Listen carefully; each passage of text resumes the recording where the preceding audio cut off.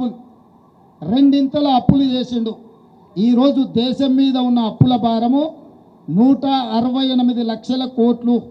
168 లక్షల కోట్లల్లా 55 లక్షల కోట్లు 14 మంది ప్రధానమంత్రులు అప్పు చేస్తే 67 సంవత్సరాలు నరేంద్ర మోడీ గారు డబుల్ ఇంజన్ సర్కార్ ఎంత వేగంగా పరిగెత్తుతుందంటే 10 సంవత్సరాలల్లా 113 లక్షల కోట్ల రూపాయల అప్పు తీసుకొచ్చి ఈరోజు అప్పుల ఊపిలో ఈ నయా భారతాన్ని మొత్తము తాకట్టు పెట్టిండ్రు.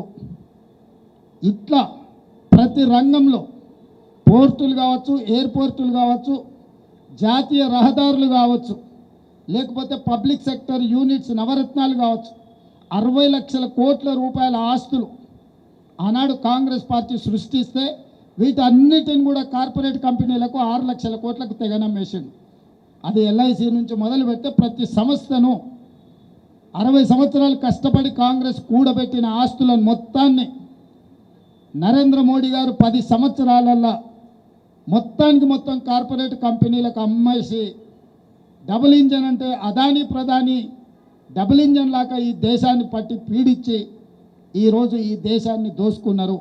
ఇవన్నీ ఛార్జెస్ ఈరోజు భారతీయ జనతా పార్టీ మీద, నరేంద్ర మోడీ గారి మీద సూటిగా కాంగ్రెస్ పార్టీ ఆరోపణ చేస్తుంది. ఇక రిజర్వేషన్ల విషయానికి వస్తే రాజ్యాంగంలోనే పొందుపరిచి కాంగ్రెస్ పార్టీ డాక్టర్ బాబాసాహెబ్ అంబేద్కర్ గారు ఆలోచన చేసి విద్యా ఉద్యోగ అవకాశాలతో పాటు రాజకీయ రిజర్వేషన్లు ఎస్సీ ఎస్టీలకు రాజ్యాంగబద్ధంగా హక్కు కింద కల్పించింది.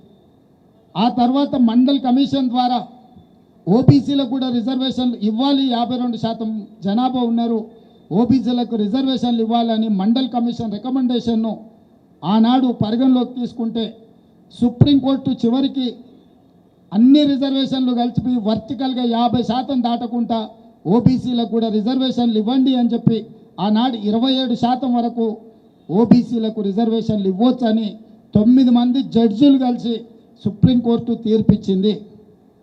ఇవాళ ఎస్సీ ఎస్టీ రిజర్వేషన్లకు రాజ్యాంగబద్ధంగా రక్షణ ఉంది.